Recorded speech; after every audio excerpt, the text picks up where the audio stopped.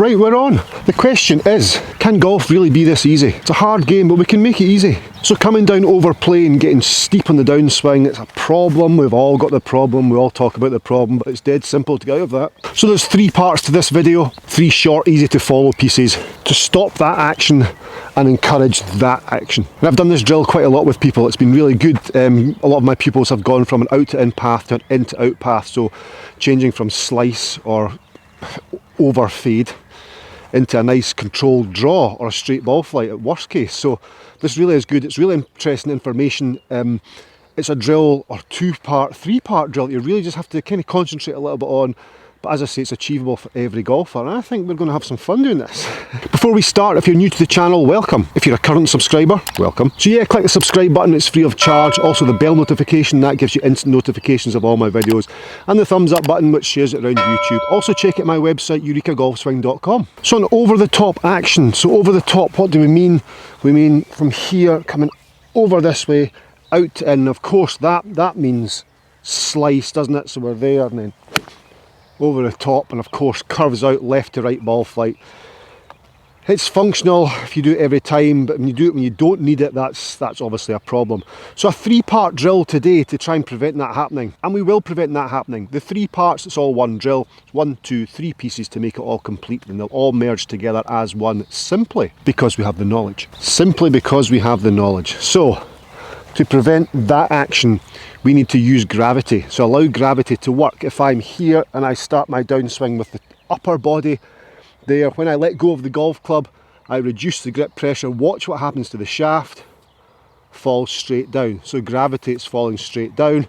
If I'm over here too much, it's going to fall in front of me. Now I want the golf club to fall behind me. At the start of the downswing, I would love to be in a position where the golf club falls behind me. So let's do it. Let's put ourselves in that position. So I've got my open Eureka stance up the top of my swing from there, and then from there I want to feel that golf club drop behind me.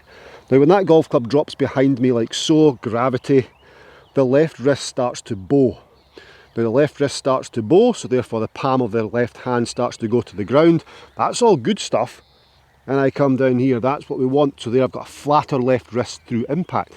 Now to feel the gravity working, of course we have to put another pressure point on the golf club. So this is part 1. So part 1 of 3, up the top of the swing. Just hold that position for a second, remove the right hand up the shaft, and then let the club drop onto those 2 fingers. Now the shaft, gravity, is falling backwards onto those 2 fingers. So I can feel up the top there, feel that. Feel that to be the start of your downswing just there. Then from there we can introduce part 2, but without feeling that, we're nowhere. We do not want to grip tighter with the left hand to pull out this way. We want to let that happen, let the left wrist bow, and let the club sit in those 2 fingers. Up the top, spread it, there.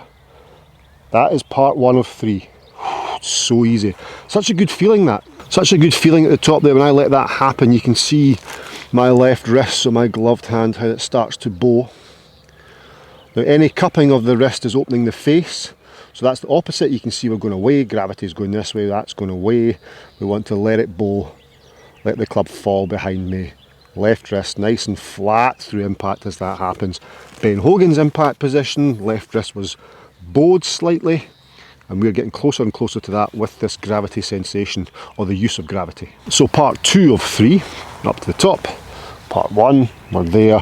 Part 2 now, we do not just pull the hands down to get the club to parallel to the ground, we have to turn the body at the same time. If I just pull my hands down from there as part 2, there, now of course the club head's too far behind me. If I pull down or let gravity do its job from part 1, there, and turn the body, there, now the clubs are slightly behind my hands, which is perfect for the in to out path. And that in to out path is going to assist with curving the ball from right to left, therefore the draw, or certainly reducing the slice. A more neutral path would be ideal. So part 1, up to the top, fingers up the shaft, feel gravity doing its thing, turn bodies, part 2, fantastic, I can feel that. And then part 3, we then simply throw the club from there out to the golf ball. So 1, 2, 3. 1, 2, 3. It's that simple. Until we put the other hand on the golf club and we have to hit a golf ball, everything changes. We have to exaggerate the motion. So we have to exaggerate the motion. So both hands are on now, up the top. I feel that. 1, 2, 3. So there. I can feel that. There. So I'm going to feel as though the club drops way behind me, but in the actual act of hitting the golf ball, I'll be much more neutral or less out to in. So when you double exaggerate, you almost hit the positions, or 9 times out of 10 you'll hit the positions you're trying to get. Whereas if you just try and reach the position without the exaggeration, when it comes to playing the actual shot, you'll be further off the mark than where you need to be. So I'm here, that's no use, that's great, that's great, that's great. So I want to feel as though this club falls behind me, gravity. So I'm there, just little short ones to begin with. There, there. So it'd be there, there, there, there, there, there. That was good. Again, little short ones. There, there, there, there. Good again.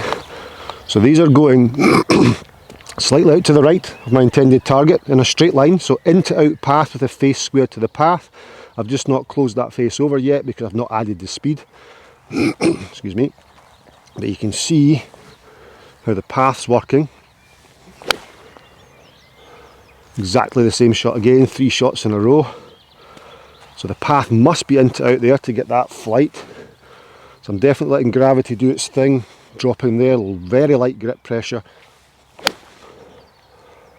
It's good, we're adding a little bit more, or increasing the range of motion, not hitting the ball any harder. As with every drill, shortened, abbreviated version of it, so a basic motion. Once you try and then go hit 3/4 shots or full shots, so increase the range of motion. Don't add any more speed, don't increase velocity at all, just increase the range of motion, therefore the radius will be wider, longer, the club will travel faster without having to put that extra effort in. So a little bit longer this time. There. The lighter grip pressure I have, the more I can feel that and turn. So very, very light grip pressure, especially on the basic motion, so the short drill. There. There, so now that's on target. Now I feel as though that nearly hit the flag. I feel as though that club's dropping behind me because I've double exaggerated, and then when I watch back on the camera it's probably nowhere near here, but it won't be near there. It'll be much more neutral. Had I not double exaggerated, I would probably still be a little bit out to in. So I'm there, there. So the drill, the pre-shot waggle if you like, is super exaggerated, then try and repeat that. Again, good shot. Well, that is really good. So my open stance, you're probably wondering why that is. That's my Eureka golf swing. Go to eurekagolfswing.com and you'll just hit it from inside all the time anyway.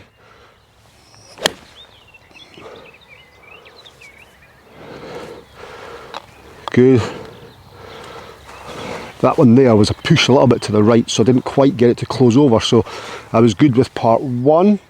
I was good with part 2, then part 3, the actual throw out action towards the golf ball and then continue round to post impact. I never did very well. I just kept it going out this way. So the 3 parts are very important. It's amazing how we, or a lot of golfers, ignore post impact. You know, they get to the ball, hit the ball, it's done. There's lots of stuff that goes on after impact that has an effect on what's actually happened at impact. So a post-impact position is just as important as a pre-impact position, in my opinion, in my humble opinion. So I'm there. 1, 2, look at the body's turned. 3. And 3 takes me to there. Club face fully rolled over, not flipped. It's very different than swivel action rolling over. That's great. You can see this swivel action here, how that's swiveled open, not just flipped from there. Don't do that. So there to there. 1, 2, 3. 1, 2, 3. That's good. There it is, that was really good. So that's a full shot right over the top of that flag. That was good. The height's up there because the angle of attack's shallower because I'm not coming down as steep out to in, so I've got a nice high ball flight. I've got 7-iron in my hand here.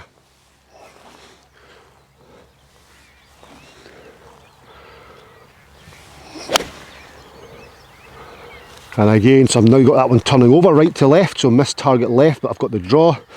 So only ball that's missed to the right has been a straight ball flight. No curvature to the right. Because the path now into out.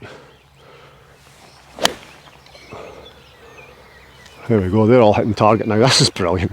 So it's dead simple how we can go from out to in, steep, gravity bringing the club down like so, to just using gravity so the club sits on a better pitch on the way down, and then from there 1, 2 to turn, then 3 to release over. You can just let that club throw out towards the golf ball, number 3. It's brilliant. So when we get to number 3, we're there, to there, to there, then number 3 will feel like that action.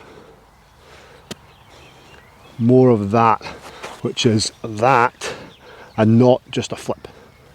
So full roll.